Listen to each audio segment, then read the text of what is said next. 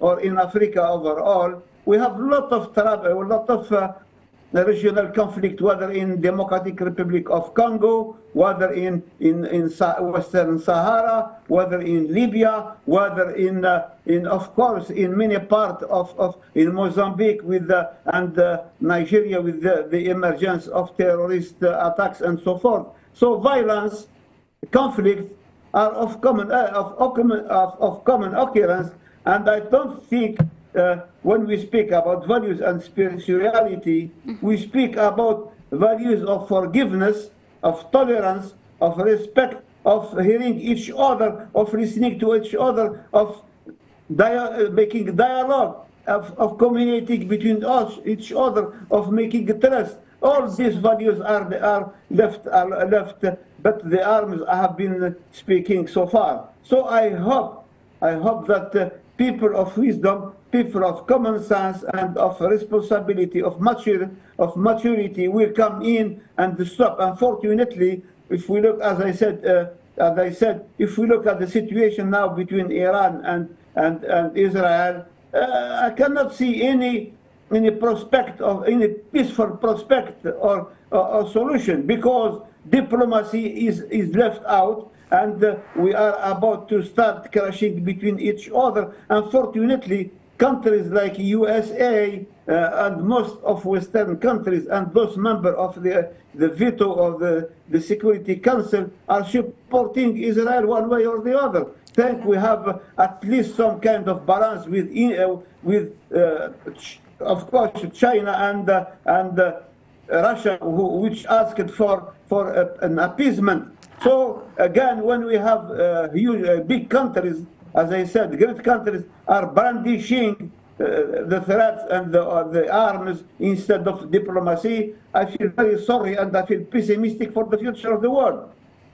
Okay, thank you, sir, so much. Getting your understanding of the topic, Swami, you know, with the change evolving around the global world, we see serious sectors actually being affected by this change arising from relations at the national and as well international level.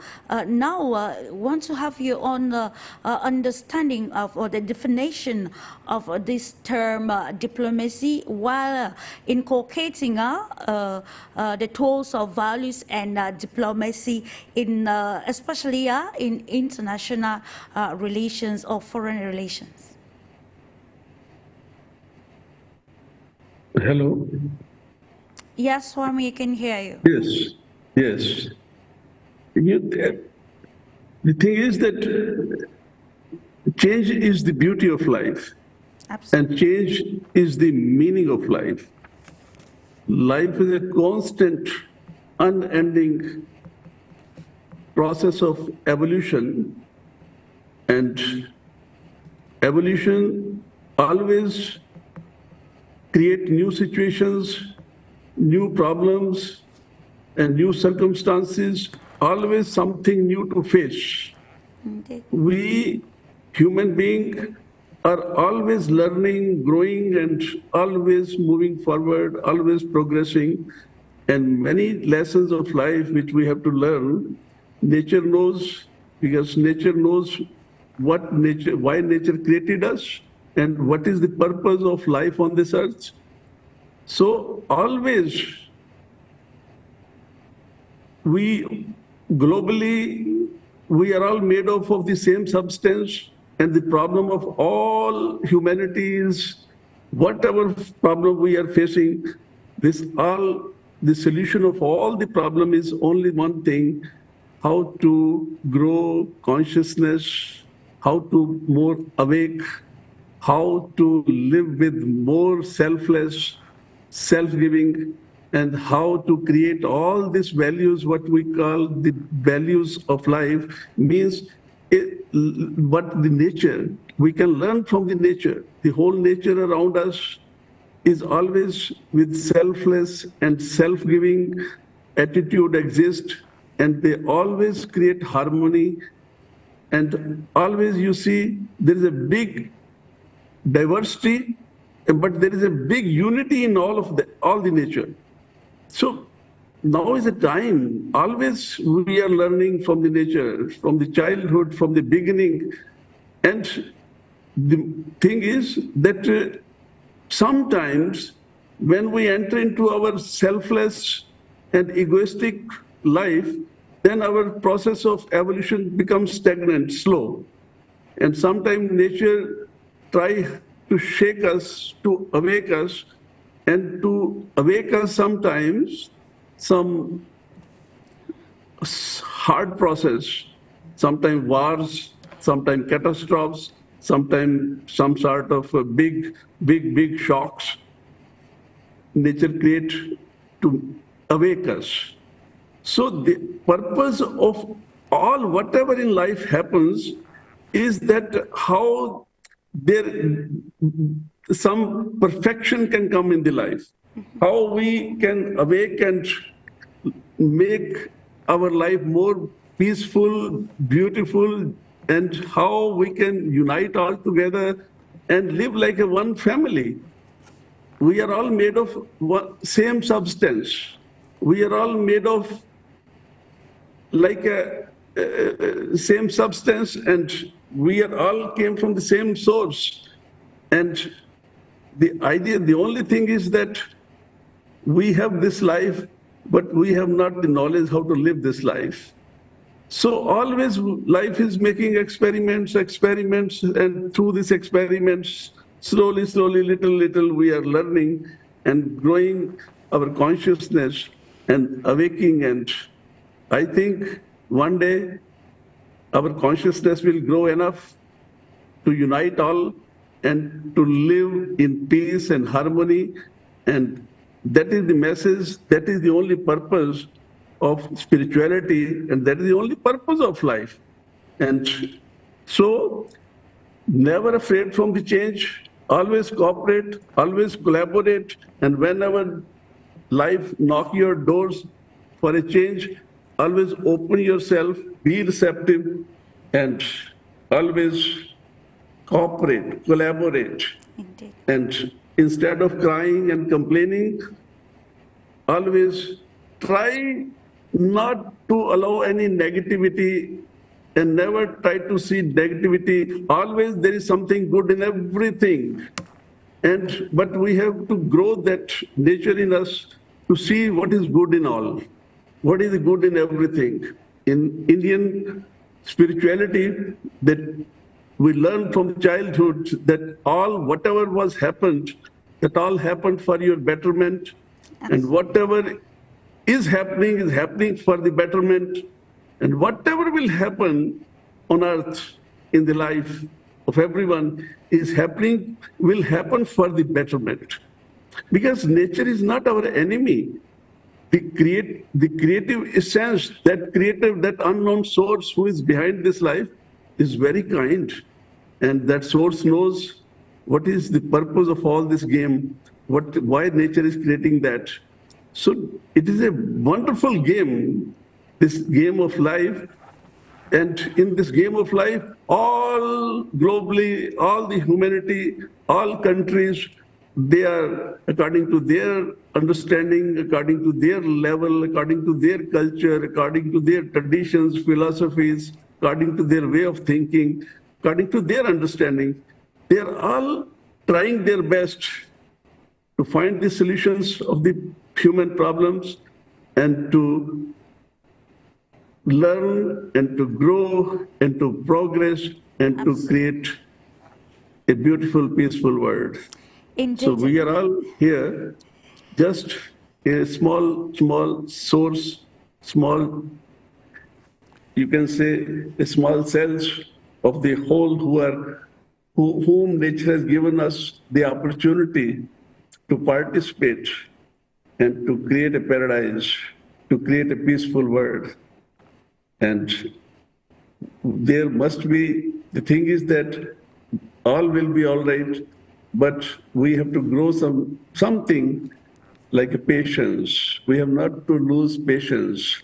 We have to wait with patience. We have to learn how to make all the efforts with patience and with all the best and the highest aspiration, always aspire for always with your highest aspiration exist, and that is the best contribution which one we can give to the world. Thank you. Thank you, Swami. Of course, when the consciousness of mankind will change and our intentions remain positive, we will make decisions that will see more of peace rather than war as the world is facing at a particular moment. Let's continue with you, Vitaly. Having heard what Swami and Professor Light said, now we want to be very particular or peculiar about this global topic. We are aware of the crisis. Professor Light highlighted the Israel-Palestine crisis, and we also see the Ukrainian crisis, and even here in the continent Africa, we have a lot of crises. So the question is, how can countries better place themselves in the global scene to authentically and credibly, as well as positively showcase their ideas to the global world in efforts to solving interconnected crises while putting spirituality and the values at the forefront? Okay, thanks again for giving this opportunity. And based on the opinions of very respected speakers prior to me, so Professor Laid and Swami BRAHMDEV, I would say that, first of all, it was very rightfully mentioned that, like, the world, the outer world, as I would say, like in a complete crisis. There are so many changes happening, so many global transformations, where our world is just a small piece, okay? It's just, we are all like in a unity, but in a very complicated unity. And the solution should be simple. You know that God is simplicity. Spirituality is God. It is simplicity. What we lack is simplicity. And the God is simple because it cannot be defined. So it is the nature of God. And we know that, like, I'm sometimes trying to give my attitude from the position of Russian Orthodox, yes, spirituality. That is based, of course, by, first of all, gospel, and then in the essence of Jesus Christ, and also especially about the teachings of Saint Fathers, of those are spiritual leaders of Russia, who by their life proved and showed the world by their examples, by their livings, so how to deal with the problems. So as we know, we are humans, like according to this, we consist of two parts. So the first is just the human part, and the next is the God part. So, and this agreement between these parts like make these complicated things, okay? And we need to understand. So how to deal with this? What is simplicity? How to deal with the crisis? What is simple? Simplicity, is it like being a child, as our colleagues mentioned? What is this? What is the way of the child? The way of the child is a smile. So when you have this inner smile to the world, well, the world use this inner smile. It is the first maybe step to the solution. And the diplomacy is the language, should be language of smile and the language of love. Usually our world now, we are trying to solve this complicated thing on the mental level. So the mind is, of course, is the part of the essence of the reality of the world. But mind sometimes complicate things, yes, and how to deal with this? What we need to find another part of us, the inner source, which is this source which we can call the love. The justice should be transformed into love, because justice means sometimes it's a retaliation. So one kills the other. If you just a little bit, as Swami BRAHMDEV very well mentioned, you should be patient. Do not retaliate. Think. Do not always answer internally. What I mean internally, like anger for anger. Do not allow inside. I mean, especially about the diplomats, about the way how diplomats should do this, because they're at the forefront of the relations, they're at the forefront of the communications. Absolutely. So when you build these bridges, as Mr. Professor Layet mentioned, you need to use love prior to justice. Thank you. Let me stay with you. You highlighted, Vitaly, the place of diplomat in defining policies, especially international policies that will govern the world's activities, and of course in conflict resolution. Being an international relations expert, and with the changes which have occurred as the world is about changing in terms of the world, or the new world order, from a unipolar to a multipolar world.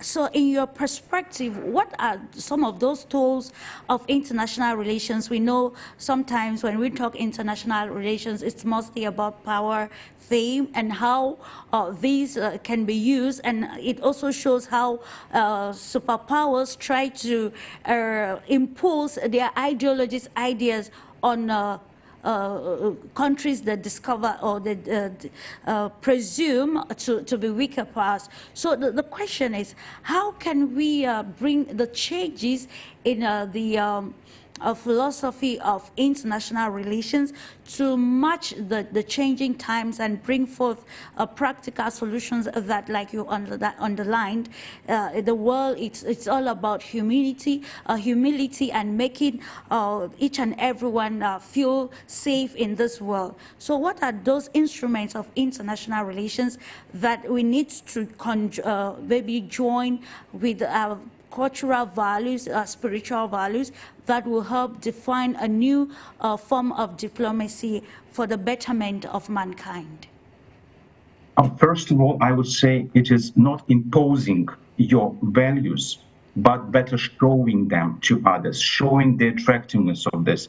Because if you are bearer of these values, speaking of the diplomats, what we are trying, for example, in Russia to do, that the diplomat should be the bearers of those values, not the status, not imposers of those values. And when they themselves are like inspiring to this openness, tolerance, that is the way. You see, Russia is a very multinational.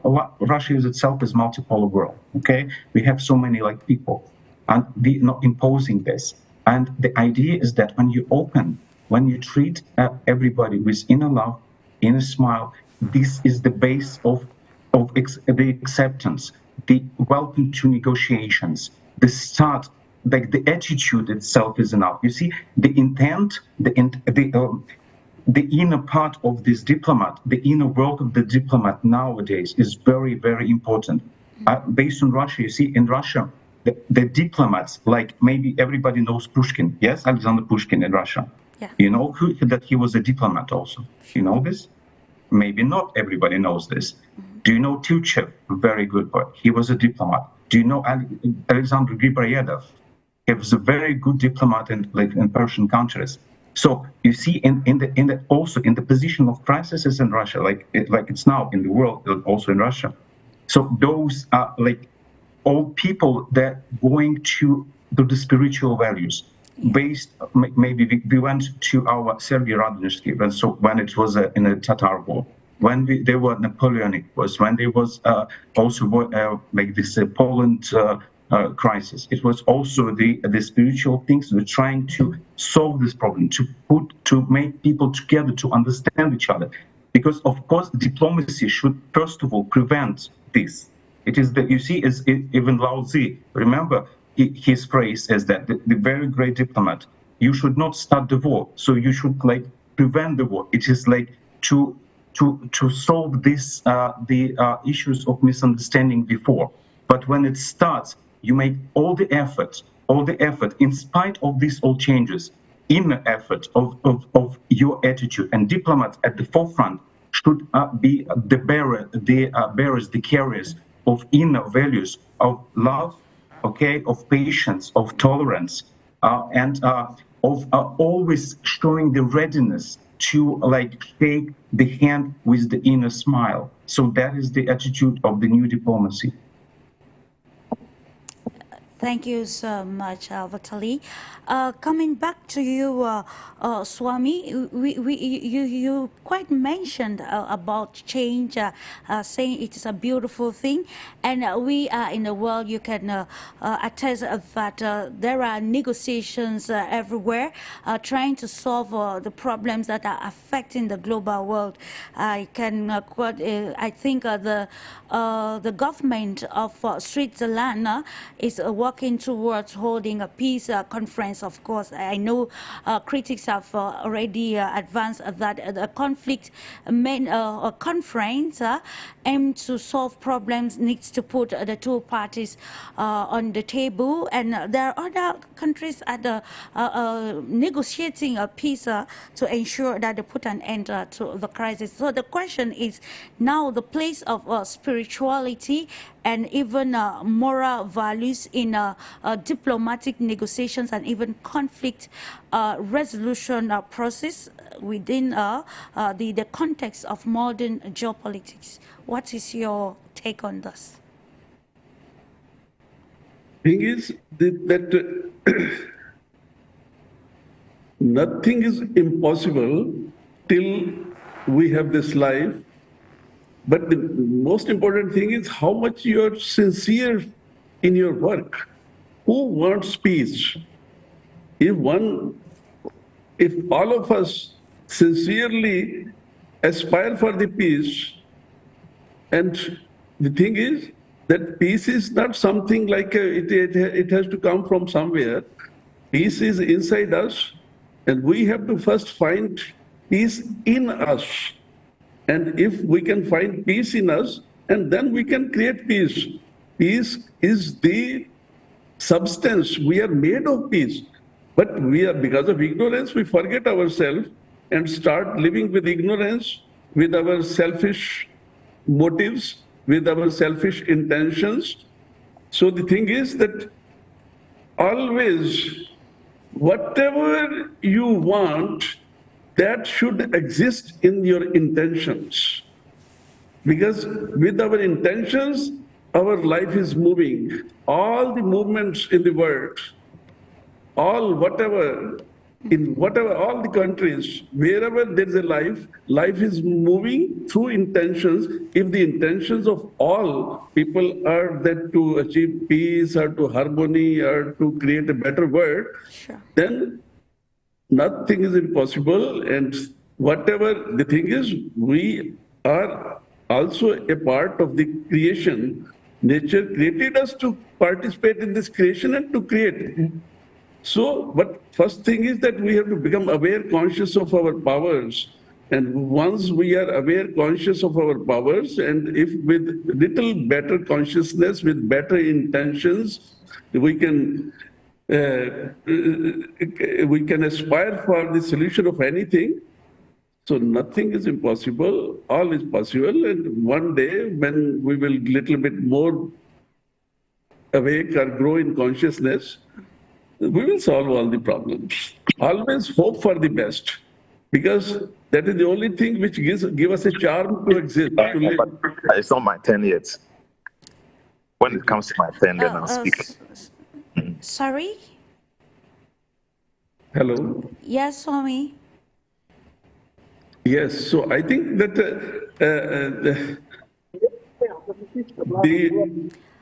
the word is in a this at present. This is spiritually it is a golden period, and golden period for those who want to progress, because this is a period of transformation, change, and change is always something more better, something more new for betterment, and there are many spiritual forces. They are active. And now is the time that we have to unite, we have to open, we have to receptive, and we have to only aspire with our best and the highest aspirations to just to create a better world. And now the thing is that all kind of forces are working there. Some forces, they not want that world become better, but now the divine forces, the higher forces, they are always test us make us grow, give us experiences, grow our capacities, awaken our capabilities. So ultimately, the spiritual truth, the spiritual reality, the spirituality is very clear that we are on the right direction, and world is on the right direction, and world sooner or later, with all these up, downs or good, bad news, in the end, there will be something better solution and better world, and life will become more prosperous, more peaceful, and more harmonious. Indeed. So, with this hope, one should exist. We should exist all. Sure. Thank you so much, Swami. Coming to you now, Professor Laida. Now, we want to look at how different cultural and religious beliefs can impact diplomatic relations between nations, and how can the differences be navigated to foster greater understanding and collaboration. You know, some pundits hold that the fact that the world is in chaos is because of lack of understanding, compromise, and also because we do not compromise our cultural differences to be able to bridge the gap that will actually cement all the problems that we're having at this particular moment. Where is the place of culture and religion in diplomatic relations or negotiations between nations? Yes, thank you, Clarice. You are quite right. She'll be able to come to. What I want to say myself, my humble self, I will plead with all the participants. Please, okay. if you're not functional at the moment, try to mute yourself. You're interrupting the conversation. Thank you so much. And the question was directed to you, Professor Laid, the place of how do different cultural and religious beliefs impact diplomatic relations between nations, and how these differences can be navigated to foster greater understanding and collaboration. Yes, thank you. What I am saying, as a Muslim, of course, if we stick to our main core values of Islam and Muslim, it's about togetherness, is about tolerance, it's about a mutual understanding, is about respect, is about trust, is about tolerance, is about forgiveness, sympathy, empathy. All are aspects related to human being in general. So, unfortunately, there are very extreme attitude from the left or the right. They try to interfere and distort and portray a bad image of Islam. And you see, we have so many people around the world, they are using and abusing and misusing the real Islamic values of tolerance to, of course, to make war, conflict, and so forth. What I want to say, and this is unfortunately, we have to admit, the world now faces the forces of morality and spirituality against the force of materiality. That's exactly what is going on in the world. If we take the example of capitalist countries, they don't have any spirituality or morality or values whatsoever. Their values is just money, money, money. And that's, of course, deprived the human being for the essence of his life, which is the spiritual, the moral, the ethics. That's exactly why now the world is getting worldwide, widely. Why? Because we have those countries which are advocating to, which are, instead of listening to each other, instead of communicating, they are using the force, and I would say arms and physical and of course violence in its different forms, whether language violence, whether it's of course physical language, but those people are just, those countries, those people are just greedy. They just want to look for their own interest, for their own narrow interest, and they don't care. Unfortunately, that is what's happening in the whole world. And because of the Western countries, and I am not blaming them, what I am saying, and we have to admit, to accept that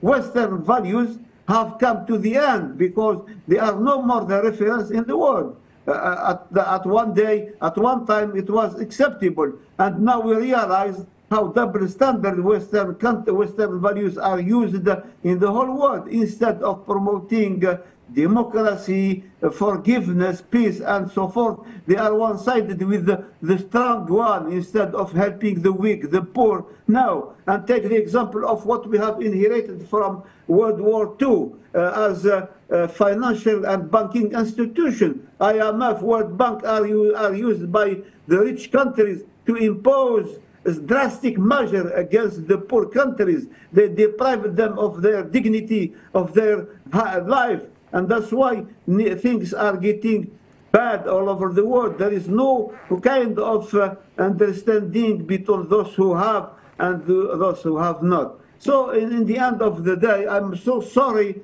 that even international institution, whether it is of course African Union or European Union or United Nations, they have unfortunately have not succeeded to convince those countries which have the power, which have the clout, the military and the military clout to impose on others. So when people have left, and that is most have left the element of religion, element of spirituality, so everything got into some kind of disorder and disarray. That's exactly what is happening on now. The world is basically based on materialistic approach and not spirituality or morality or humanity.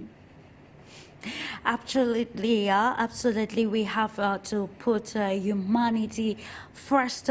Staying with you, Professor Laid, you quite particularize your religion, and now let's look at what is happening recently in Mali and the reactions from the global world. We are talking about the Mali military leader putting an end to political activities in view of quest to solving the political turmoil in the country.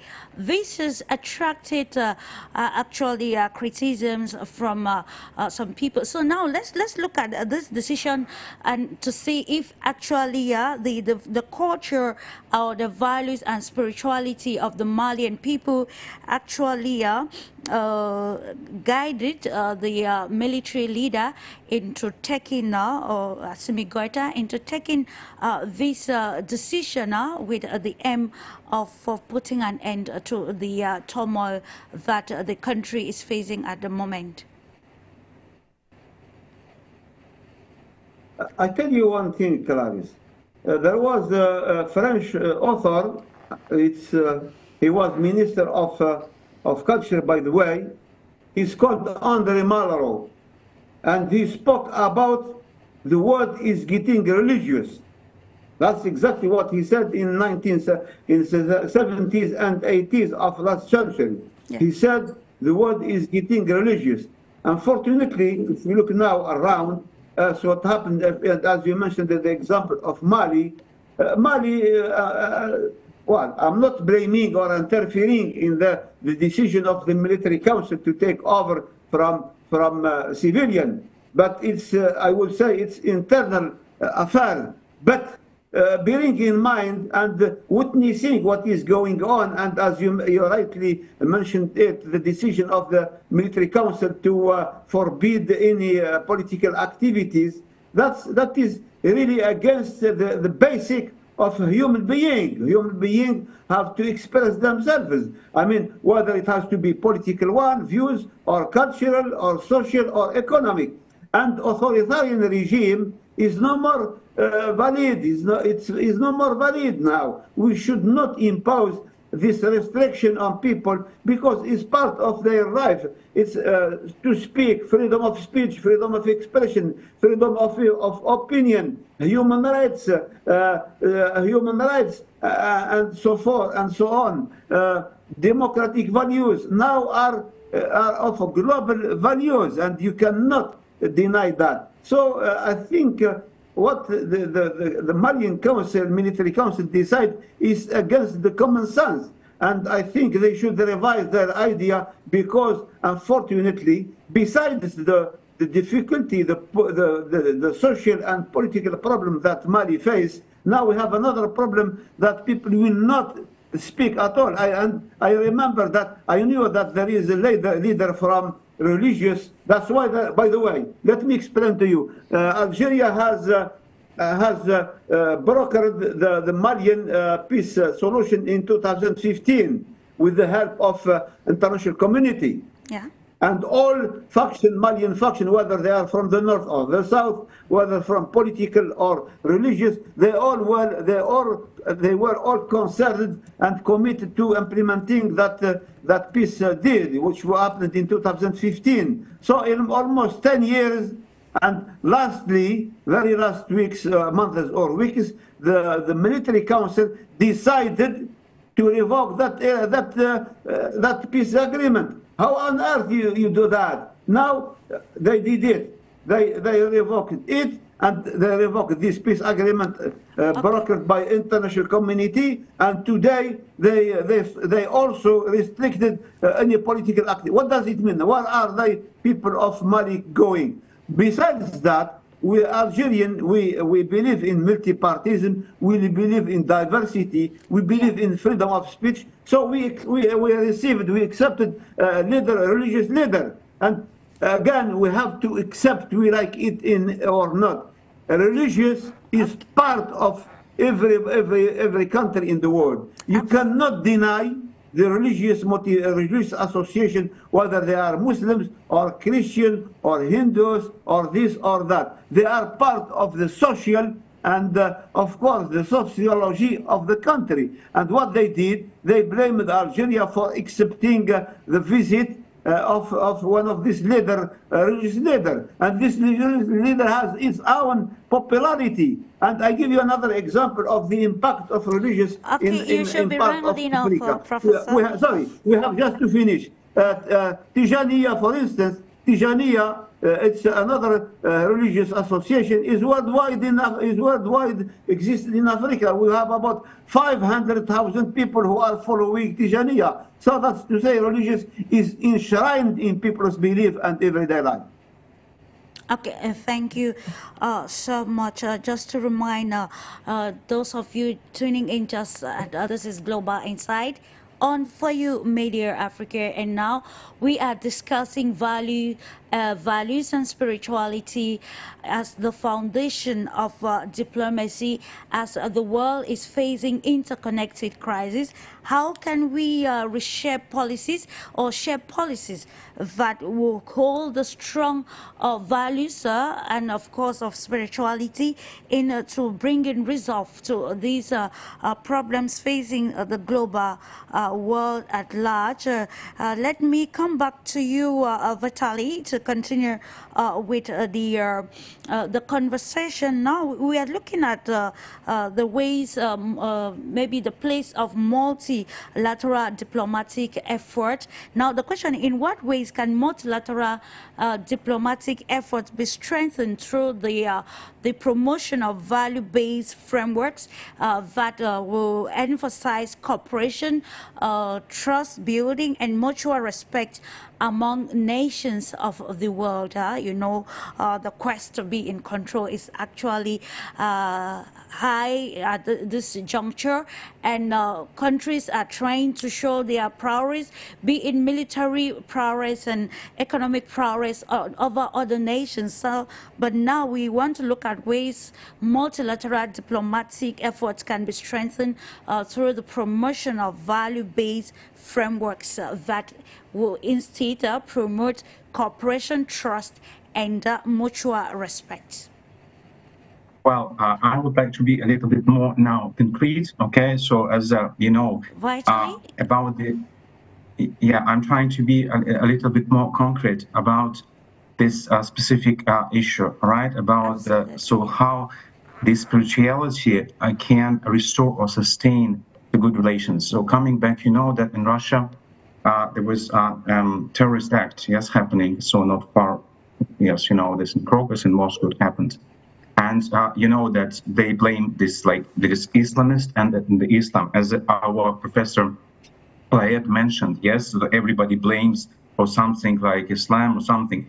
That is the example that in Russia we absolutely differentiate. We are people of scriptures, as we say, like, you know, Muhammad and Jesus. They were never in conflict.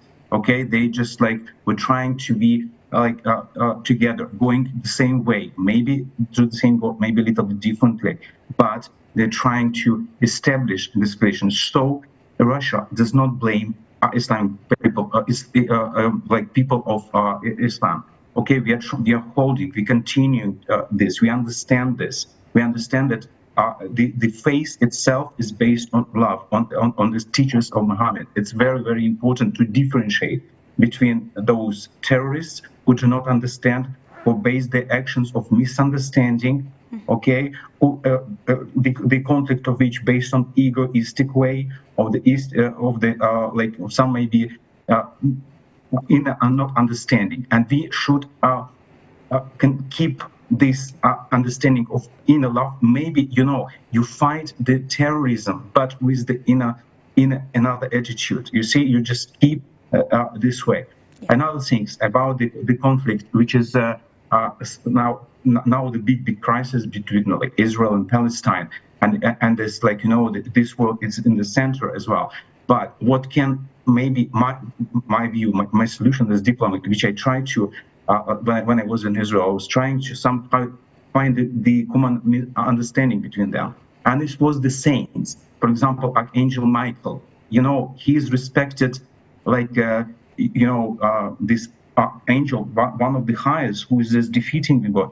And if the people try to apply their inner good things to this common ground, which is above this materialistic way, you know, in the it's big changes now happening in Russia. Why is that? Because only last couple of years in the constitution of Russia, maybe you didn't know, the God is mentioned.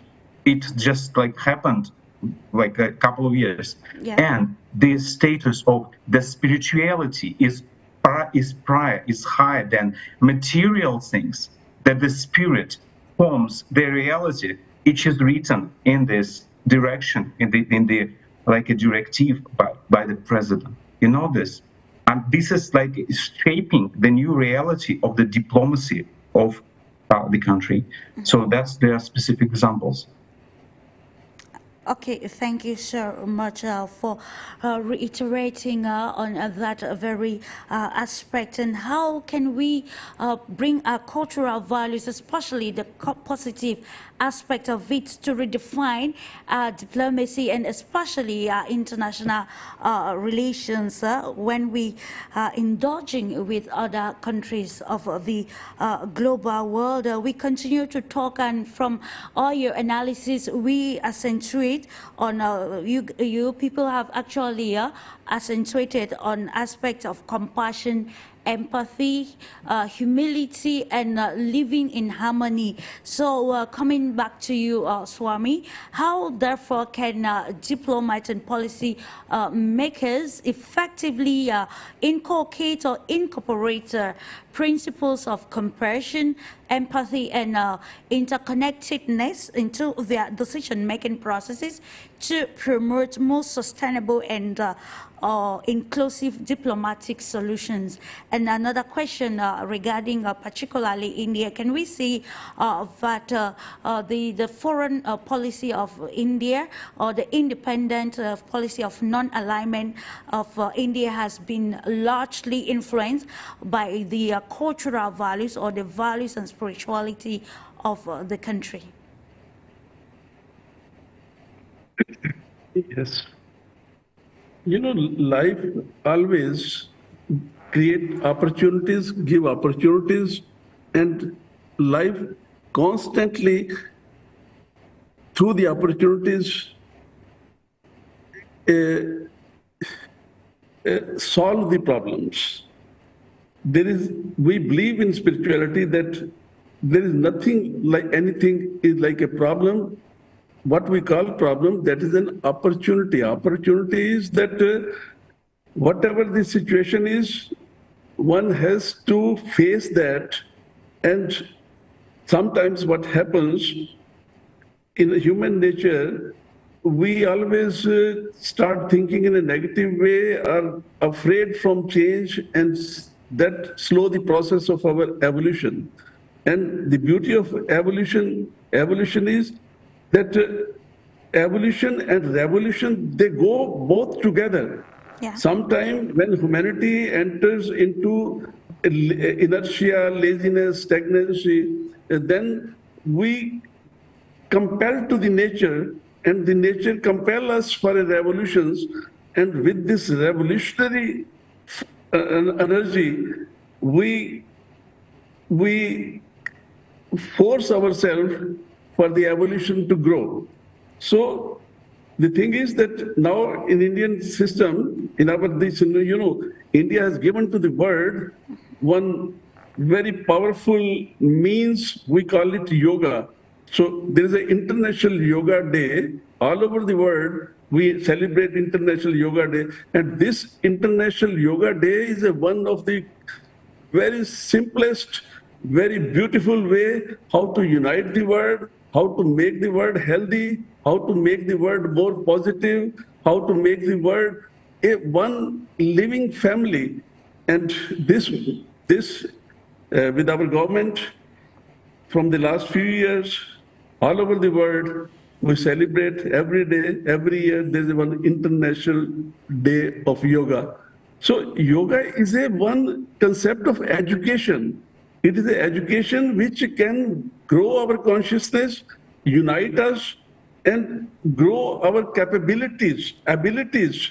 And once we are capable, more aware, more conscious, more open, more receptive, then it is very easy for us to create, to solve the problems, to face the situations. And the thing is that in the world now, only thing which can unite us and make this world more better is that now is a time to change and to grow consciousness. Everything expires sooner or later. Even the knowledge expires.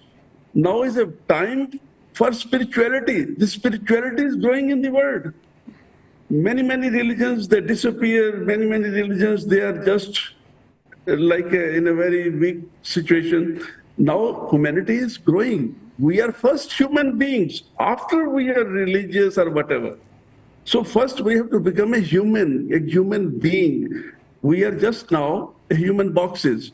So when our consciousness will grow, we will become a better being, human being, and then with this human being, we will start living with consciousness. The idea of spirituality is exist with consciousness and face all the situations with your best attitude, with your best nature, with your best consciousness, and with your best possible whatever is. And that way life is growing, the world is growing, the world is becoming spiritual, and that is a wonderful, beautiful thing. And you remember always, sometimes wars are needed. Sometimes some hard processes, shocks, big, all these things, they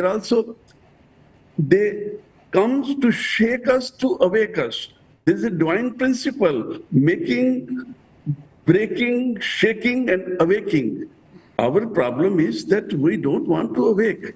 We are so comfortable in our selfish modes of life. We always want selfish, self-centered, and only think about myself, my peace, my happiness, my everything. Yeah. One day, the day we will start living with this selfless and self-giving attitude, the world will become better. We are a wonderful, powerful source, and nature, divinity created us for this experiment, that to go in the world and to make this world paradise, peaceful place. And all is going to happen. Patience is needed, aspiration is needed, and I think the world will become a wonderful home, wonderful place to live And that is the ultimate object of life, of humanity. We have to become a best human beings, a human being to whom this earth can feel proud. So we are a very important part of this nature. Absolutely. We have to just awake and to play our best role for the making this world more better place. Indeed, making a world a better place, or the world a better place for mankind. We are almost culminating with our first topic. So, conclusively with you, Vitaly, now making the world a better place in your own opinion, what are the right parameters or measures that our stakeholders, especially our political stakeholders in the global world, can take to ensure that we promote understanding, social cohesion at a global level? First of all, based on the previous speaker's citation, I would like to mention that, I mean, yoga means unity, okay, itself. And I would say that Swami is a leader of ashram. He himself, like, attracting in his place in the center all people around the world. It's his ashram or Institute of Integral Yoga is a, like, I would say, the place of democracy in practice, okay, of a living experiment. And speaking about ashram, as it also can be said that ashram, or it is a spiritual house or spirit, we are carrying not in a specific place on the earth, but we should carry inside ourselves. And we as a diplomats should be the carriers, the practical carriers of this, because we should understand ourselves, what is that the spirit and the God inside us. You remember that Christ said that the divine's kingdom, it's not there or here, it is not the place. When he was asked by the Jews, these leaders, religious leaders, he said it is inside us. And how to find this? We should sometimes use the tools. And the tool sometimes is the prayer, but the prayer is not just some, prayer to somebody, just because the God, the part of the God is inside us, and we should learn how to pray inside us. This part of the spirit, the seed which was given to us by God as the part of the humans, and we should develop. We should find through this. Maybe as Swami also mentioned, this battlement that nature is making us aware. We should aware inside ourselves. We should, as humans around the world, like awaken ourselves, but start from us. And the diplomats, we can be at the forefront of this awareness. If we give the example to the world, so how to resolve this in the negotiations way, in a peaceful way, be the proponents of this. That is really the function of the religion, of the spirituality, in diplomacy, to make the world a better place. Thank you. Diplomacy to make the world a better place. Coming to you, Professor Laida, it is the way forward. We always end with looking at the way forward parameters. And when we talk about values and spirituality in the contemporary society, so many people will ask where the particularity of this as far as the African continent is concerned. So now, conclusively with you, how can the continent redefine its foreign policies, even internal policies of leadership and governance, while accentuating or capitalizing on its positive values and aspects of spirituality that will redefine the trajectory of the continent, be it on a political, social, or economic level? Yes, thank you, Clarice. Actually, when we speak about the African continent, there are three levels of understanding, of analyzing the situation. First of all, at a national level. I mean, each country has its own right to define its own diplomatic foreign policy. Then we have the second level, which is what we call a regional economic community. So there are 5 or 6 regional community within Africa, depending on different region. We have ECOWAS for West Africa, SADC for Southern Africa, etc., for North Africa, for East Africa, and for Central Africa. So those bodies are also in charge of defining the element of security, the element of diplomacy regarding their own region. And we have at the top of that the African Union, based in Addis Ababa, in Ethiopia. This intercontinental body is in charge of course, of negotiating issues, international issues within international body like United Nations, like European Union, Arab League, and so forth, and so on. So those are third level. Unfortunately,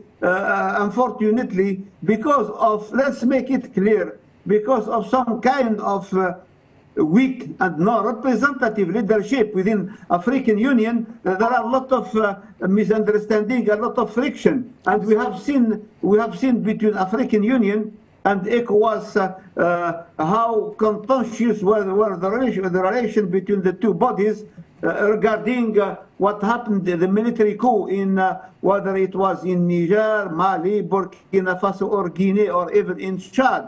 So that's to say, we don't have, unfortunately, unfortunately, African Union did not, to the best of my knowledge, did not set up some kind of continental values and principles to be abided by everyone. That's why the situation is so diverse, I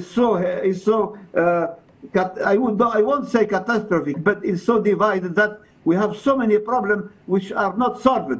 For the only reason, African Union, the leadership, its leadership is very vulnerable, and they cannot impose their sanction on this. And we see now, right now, for instance, what is going, as I said already, in Democratic Republic of Congo, where we have allegation, or no, I don't know, where we have Rwanda is helping Movement 23 in Democratic Republic of Congo, but African Union has done nothing. What is the forces, the African Union force, standby forces? Why does not intervene to solve problems? Why don't have, although they have so many framework and so many schemes like African peace and security architecture, why all these kind of schemes have not been implemented? Because we don't have to wait until the war is, the conflict have broke out. We should have preventive diplomacy. We should have preventive action. That's what is lacking, and unfortunately, I feel very sorry to say that in the case, we have also foreign intervention in Africa. I give you the example of Sahel. Already, Sahel, Professor. Just 2 minutes. Sahel, a few years ago, there was about 16 initiatives in the Sahel to solve the problem. Yeah. Can't you imagine 16 entities are working together? No, there is lack of cooperation, a lack of harmony, and lack of coordination. Okay. Thank you so much, Professor Laida, for the concluding statement. Just 1 minute with you, Swami, to actually conclude our topic before we proceed with the next topic. What are the parameters that you think world leaders can take at this particular moment to redefine policies governing the global world? Swami, 1 minute, please. Thing is that whatever we want, we should be sincerely want that. We should sincerely aspire for that. And the thing is that nothing is impossible till we are here on this planet. Always live with your 100% positiveness. And the thing is that whatever, you know, there's a divine principle, divine law. And the law is that everything is becoming past and something new is always waiting for you. This is the process of evolution. This is the beauty of change. Yeah. So many things are becoming past. And when they become past, feel gratitude, thanks for that, and always open and receptive for the new, and always aspire for the new and welcome the new. So change is the beauty of life, change is the meaning of life, and change means evolution and revolution. So if we are always ready, open, receptive for the new, and always ready to change ourselves, life will always give us something new, more better, more better, more better, and never lose hope in the life. Always hope for the best and give more importance to the present moment. And whatever you can do, think, feel in the present moment. Absolutely. Live with that, feel that good, feel good, live, think good. And I think that is this ultimate crux, use of spirituality, that try your best to live with 100% positiveness and always try to find and see what is good in everything. Always there is something good in everything. And that is possible only when one has a better consciousness, good consciousness, and always have something like a very open heart to receive something and to feel gratitude and to live with Okay. Thank you. bliss, peace, Thank love, you so joy, much, happiness. Swami. Indeed, always see the positive in every situation, so that, of course, we'll also advocate the positive situations or solutions to the problems affecting the global world. I want to thank you so much, Swami VITALY and Professor Olayit, for the great insight on our first topic, values and spirituality as the foundations of diplomacy in contemporary society. Thank you so much. Of course, we're going to continue with the second topic pertaining the situation in Ghana, but then I will join you just right after the break. Thank you. Thank you. Thank you a lot. Unfortunately, we didn't actually have the jingle, but then I think it's time for us to introduce our second topic, which is Ghana, looking at trends in Ghana as the world is undergoing transformation. What are the peculiarities or the particular trends in Ghana shaping both the political, economic, and the social life of the country? It should be noted that Ghana is one of those countries in Africa that will be heading to the polls this year. What is at stake for Ghana? What is at stake for its economy? And of course, what are the key points or the events actually surrounding the political scene, the economic scene in Ghana? Let's go straight away to introduce to you Dr. KOFI Oseado, who is an economist, Ghana Export-Import Bank. Hello to you, Dr. KOFI, and thanks for joining the conversation. And of course, you're welcome to the Pan-African Television. It is for you, Media Africa.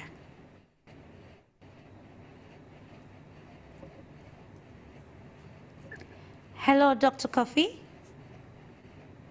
Yes, Philip, I can hear you. Can you hear me? I can hear you now. You're welcome to the program. Thank you. It's a pleasure having you and looking forward to having a constructive discussion pertaining the development in Ghana. We're also joined by Dr. RASHIED PELPUO. He's the president of African Parliamentarian Forum on Development, on Population and Development. He will join us subsequently as we continue with the second topic on Ghana. You know, Dr. KOFI, we want to start holistically from the economic point of view. What can you say the stakes surrounding the Ghana, the Ghanaian economy in contemporary society? Thank you.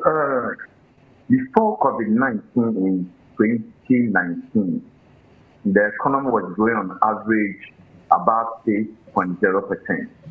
But in 2019, because of the COVID, the economy started recording negative growth in some of the sectors. So in 2020, the overall GDP was around 0.5.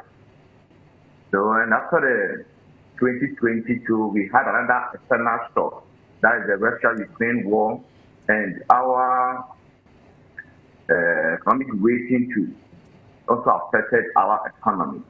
So from 2019 up to now, the economy has experienced 3 external shocks, that's the Russia-Ukraine war, the COVID-19, and the downgrading. So the downgrading also affected us because Ghana as a country, most of the items that we consume are imported. So items like rice and poultry. When it comes to poultry, we consume almost 98% of the poultry food that we consume in Ghana are imported from outside Ghana. That means that we produce only 2% of the poultry food that we consume in Ghana. So our economy depends so much on our relationship with the external, or the countries that we have around us and outside Africa. So anytime there's external shock, we also experience it. After the COVID-19 pandemic, the economy has started regaining its strength a little. I wouldn't say that we are on our feet. We are struggling, but it is better than the COVID-19 era and the time that Russia and Ukraine war was on heat. Yeah. So gradually, we are coming out of the 3 shocks that we experienced in 2019, 2020, and 2021, 2022. Currently, our economy is growing as compared to the 2020 0.5. Currently, the 2023 overall GDP was around 2.9%, and 2022 overall GDP was around 3.1%. So it means that the economy has started regaining its strength and is growing gradually. We are expecting that the economy will grow in 2024. But fortunately, we are also going to have our election in this year. And also, any time we go for election, the economy, the inflation starts also increasing because government overspend. Government spend beyond what has been approved in our annual budget. So we are expecting that this year government will reduce the expenditure.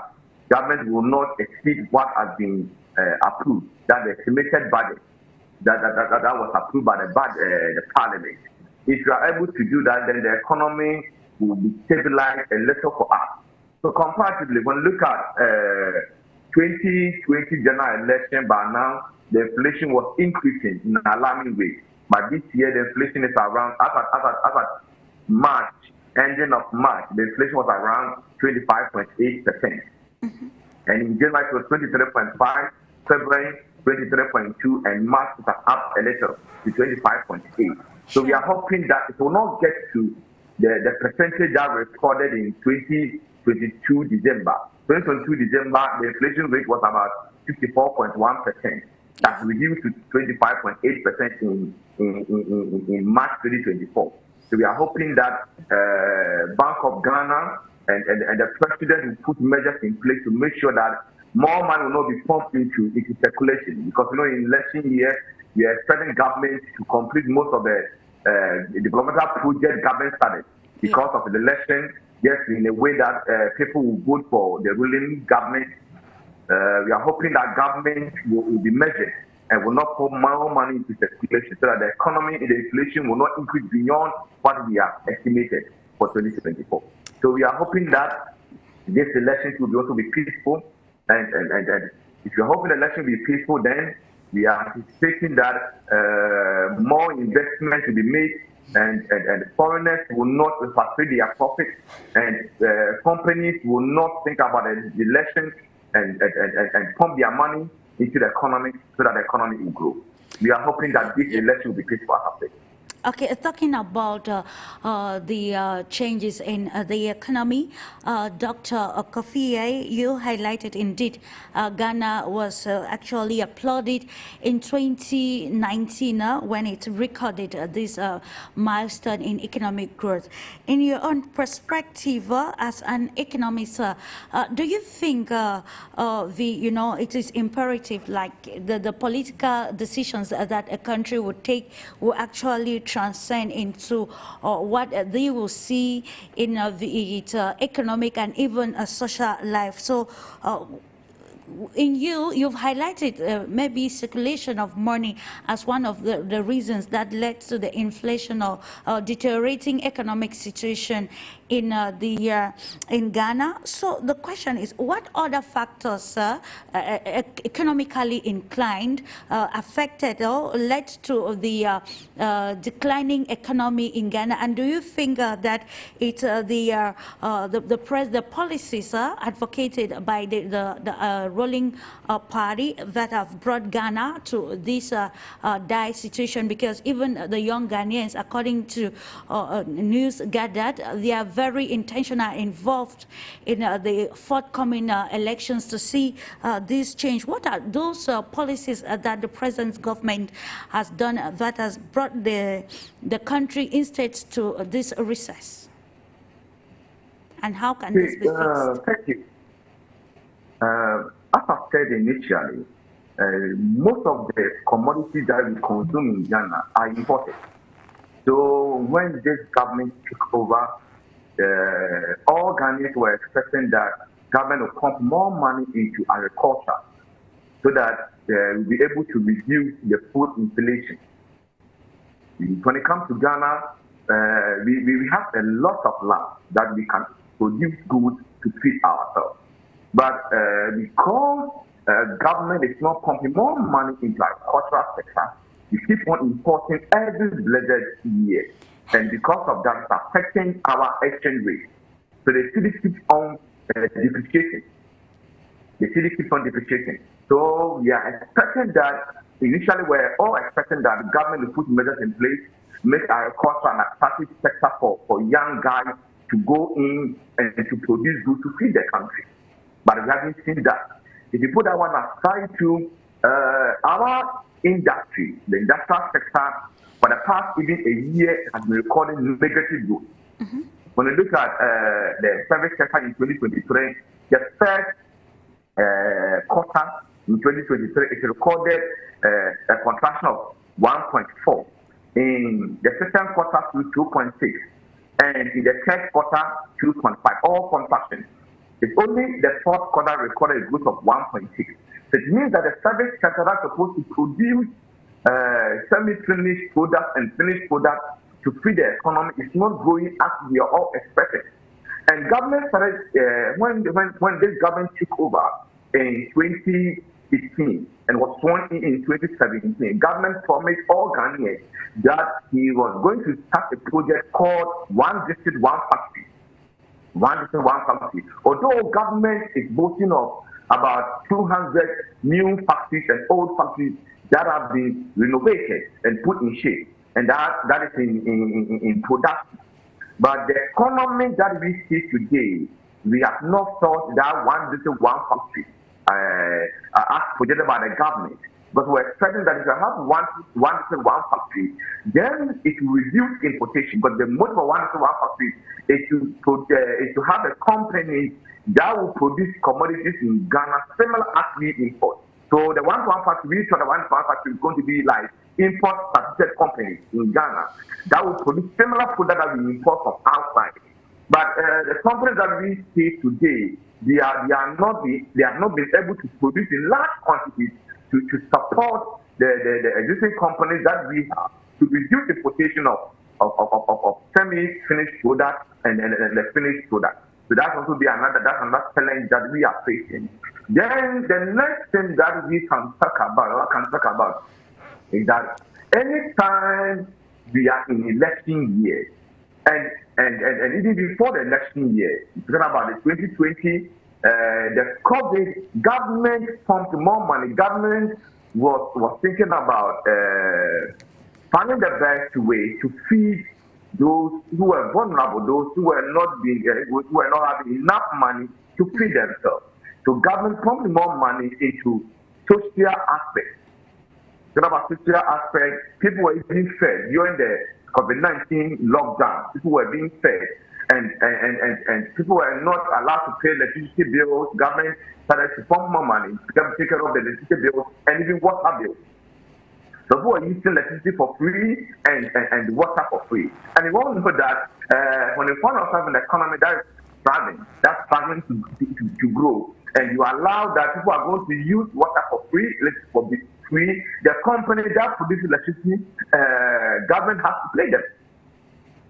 So that increased government expenditure in 2020, 2021, and in 2022.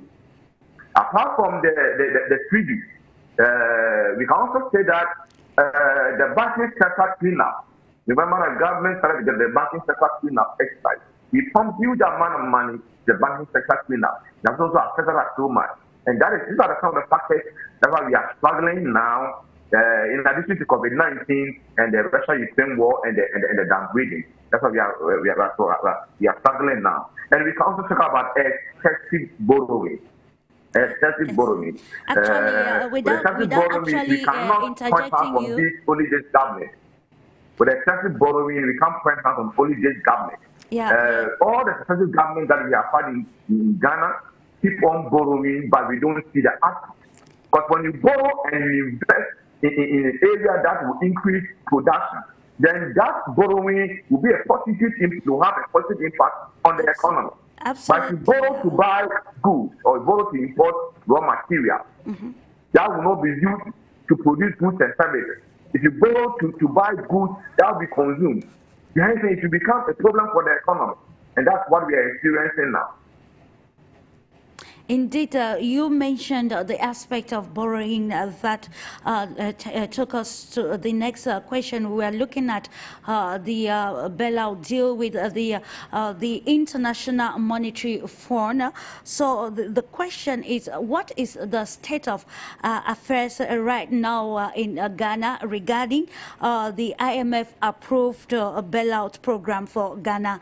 That should be that was in January 2024. What are the present stakes regarding this decision, and how is it affecting the state of affairs in Ghana? Thank you. We have, when it comes to IMF, we have sought IMF bailout 17 times after our independence. We have went to IMF 17 times, and I can say that anytime you go to IMF, the same conditionality. They give us the same conditionality, and after going through the IMF bailout, we are as a country, Ghana, after IMF bailout, spending the money, exiting the IMF, we have not been able to go beyond 3 years on average, not going beyond 3 years. So after exiting IMF, within 3 or 4 years, we go back to IMF for bailout. It means that we depend solely on IMF conditionalities to run our economy. So what I want to say here is that the excessive borrowing has affected our economy. So somewhere May 2023, IMF board, executive board, approved $3 billion US dollars as the IMF bailout for Ghana.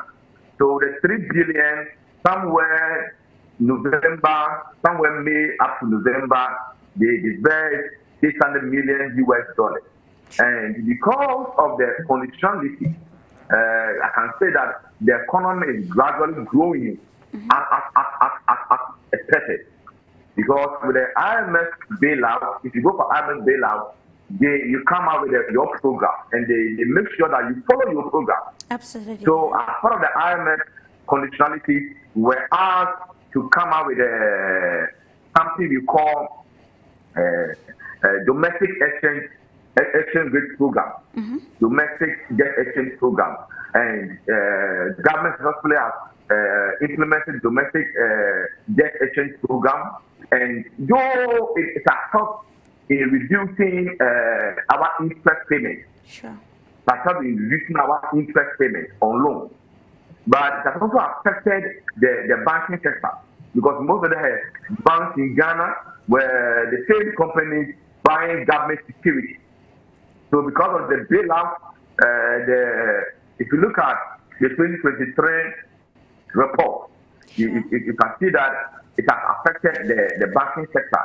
The NPR, non-performing loans, also even increased. Non-performing loans increased.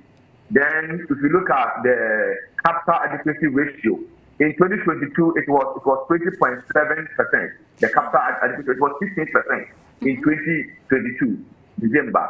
But as of 2023 December, it reduced from 16.6% in 2022 to 13% in 2023. So this is that the capital adequacy ratio has reduced, though it is above the minimum requirement, the revised prudential minimum requirement of the capital adequacy ratio. But we can say that has really affected the banking sector.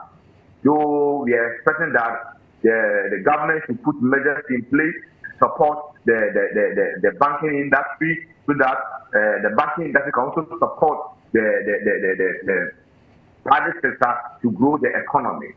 So we can say that in general, I can say that the IMF bailout has helped the economy, has helped us to stabilize our economy because of the debt exchange program that was part of the conditionality.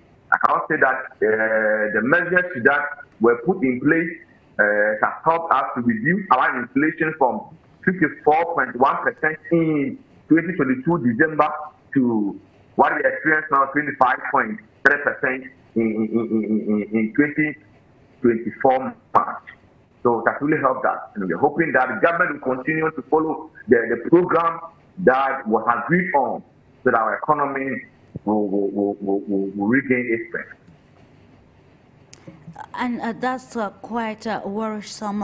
It's often said that when the economy of a nation is not performing well, it's bound to attract especially disapproval from or discontentment from the population. And I think this is one of the reasons that led to the November 2022 manifestation that called for the resignation of incumbent Nana Akufo-Addo. Now we are in an election year with the Ghana as is gearing towards presidential election, though equally elect the new parliament. The question now, we know in Africa there's always a saying that electoral promises actually do not always meet what leaders deliver when they are finally, or politicians deliver when they're finally voted into the position of leadership. Taking the case of Ghana, most politicians, be it of the ruling NPP party or the party of former President John Dramani Mahama, that's the NDC, most of the politicians have capitalized on the dying economy of the country to actually advocate their election campaigns for the December 7th election. So now, how can we solve the issue of political rhetorics and ensure that the electorate, that is Ghanaians going to the polls to vote on that day, will not be cajoled by the sweet words, but rather vote for a leader that will bring change, leader that is people-oriented, of course, that will fix the economy and raise the living standard of the Ghanaians nationwide? Thank you. When you look at what the parliament that we have in Ghana, and that's the 8th parliament under the 4th Republic, both NDC, when we talk about NDC, that's the National Democratic Congress, that's the opposition, the leading opposition or the opposition party that we have in Ghana.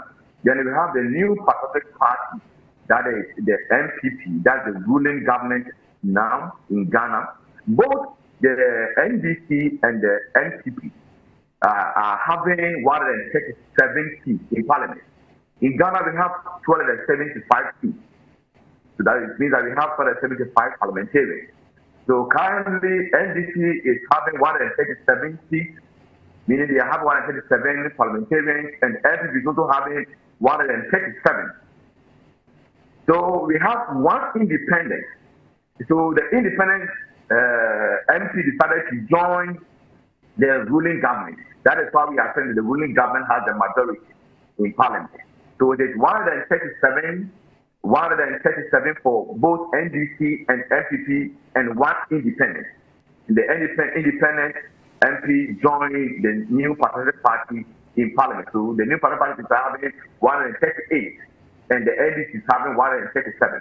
So clearly it tells you that both political parties, anyone who will come up with good policy will be able to win in 2024. Because 2020 general election has shown all Ghanaians that both parties have strength in parliament. Absolutely. And 2024 election will basically depend on political parties' manifesto. And political party manifesto, we are thinking about policies that political parties will put in their manifesto. Absolutely.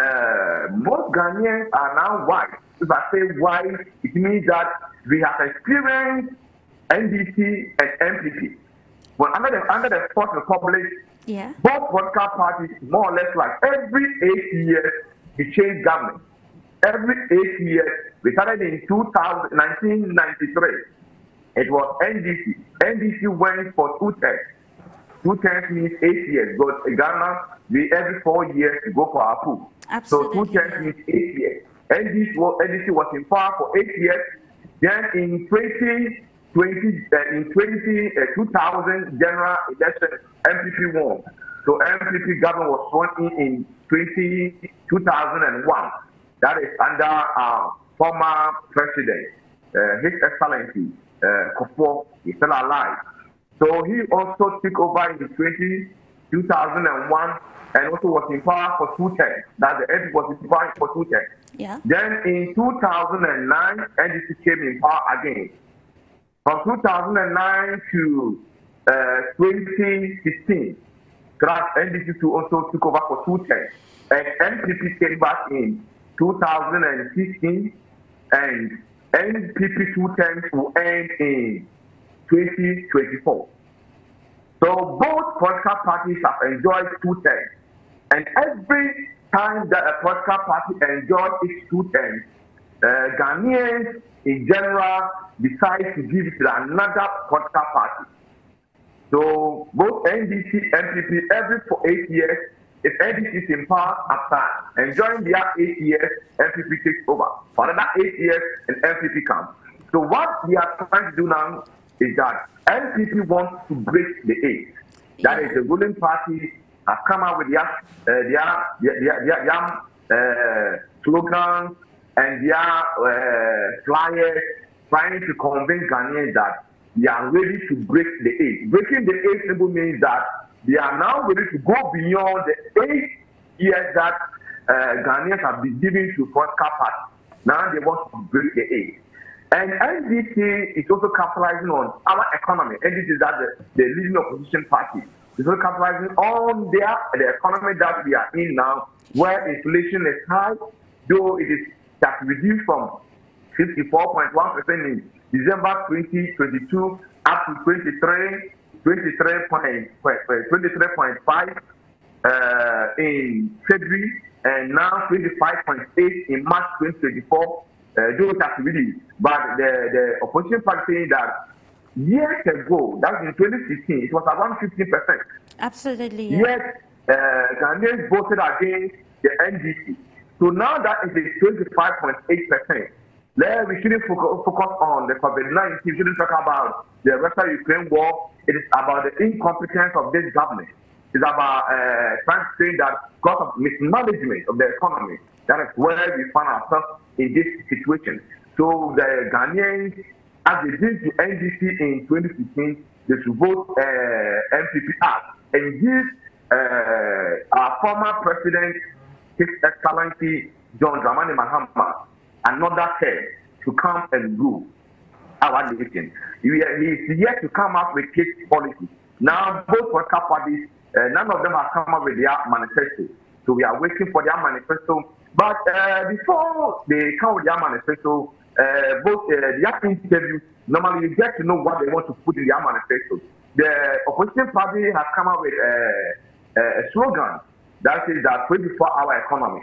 They say that if they are able to take over in 2025, January 7th, they will find the best way that all businesses in Ghana, most businesses in Ghana, will operate in 24 hours in a day. So they call it 24-hour economy. And that is, they are starting to explain it. They are starting to explain it. But it makes sense. They are saying that we have to get to a level that we can run ships. Companies that are producing, they can run ships in Ghana, which means that they will the normal 8 hours in the evening, another batch of workers to come in. If the machines are in a good shape, they can still produce overnight. Then in the morning, they will run another shift. So 24-hour economy, that's what I'm trying to explain. Absolutely. That the manufacturing sector will not, the workers' manufacturing sector will run shift. That's the 24-hour economy. So they are starting to explain, but that's what they want to say. Then the ruling party is saying that most companies in Ghana are already running 24 hours. Most companies in Ghana are already running 24 hours. So there's no need to come up with a 24-hour economy because we have pharmaceutical companies that is in operation and they produce 24 hours in a day. Okay. We also have other companies in Ghana, they are running 24 hours. They run shift. So it is not a new thing that the opposition party wants to bring on board. It's just the old thing that we have been doing it. Okay. Thank you so much, Dr. KOFI. A lot to say really about Ghana. We are almost rounding off. We have just 6 minutes to be together. And from all the analysis you've advocating, pertaining the present trends in Ghana, especially along political and economic line. Now we want to look at how you talked about the parliament that is we can say it's almost at 50-50, and how is it reshaping Ghana's international relations, and how is Ghana reacting to the global changes at the changes occurring at the global level? Let me put it this way. The parliament is 50-50 because the ruling party is having 137 and the opposition party is having 137. Yeah. It's only the independent MP who decided to join the ruling party. That's why the ruling party said that they have the majority. Sure. And every time you have a balanced parliament that is having parliament that both political parties having 50-50. It affects decision-taking, especially when it comes to approval of budget. And the government also normally going to parliament with bills. Sometimes they struggle before the hanging parliament was able to approve the bill. Unfortunately, the ruling party too doesn't have a speaker. When I say that the ruling party does not have a speaker, I think that the Speaker of Parliament is from the opposition party. The Speaker of Parliament now is from opposition party. Yeah. So sometimes government doesn't get most of the things through easily. Let me put it that way. Mm-hmm. Government has to convince the opposition party to understand what the government wants to do with evidence before the opposition party will support the ruling party to approve some of the bills that go to parliament. Because some of the bills you need majority. Not some of the bills, all the bills that go to parliament, you need majority before those bills will be approved. And for you to get a majority, you need both the minority in parliament, that is the opposition party, and the ruling party MP. Absolutely. For them to come together before you're able to get a majority in parliament to approve your budget and other bills that you send, the president sent to parliament. So that, you know, say for me as an economist, I would say that it's a good thing. it's a good thing. It's a good thing because if you have majority of the MPs coming from the ruling party, sometimes anything that goes to parliament they approve. Excuse me for using the word anything, because they are for their party. So some of the things they won't sit down to analyze it well, they won't scrutinize it well, because it's from their party, they will just approve it. Okay. But if you know that you are having a hanging parliament where opposition parties also having 137, also having 107, you will go to parliament with good bills. Bills that you think it will help the economy. Bills that you think that it will help the people. Because you have to explain to the opposition party to understand, and for the opposition party to see the need for such a bill to be passed. Sure. So for me, it's a good thing. Okay. It's a good thing. And I pray that maybe the next government will not get majority in parliament. Right. If you have minority, if you have a ruling party being minority in parliament, then it means that the government will sit up and come up with good bills that will help the economy. Okay. Over the years, having majority in parliament, they go to parliament with any bill because knowing that even if the minority, the opposition party is not okay with it, they are having the majority in parliament, so the bill can be passed without even consulting the minority. Thank you so much, Dr. KOFI OSEI, for the great insight on event occupying the atmosphere, the political, economic, and social atmosphere in Ghana. I think we will come subsequently into discussing these major stakes in Ghana. And of course, I want to appreciate you for your time, and hoping to have you subsequently on our programs as we continue to discuss issues of utmost importance concerning the African continent and the global world at large. Thank you again, Dr. KOFI. You're welcome, and thank you for the opportunity to. Thank you, and do have a lovely weekend, ladies and gentlemen. Thank you for your time. It is on this note that we draw the curtains into today's edition of Global Insider.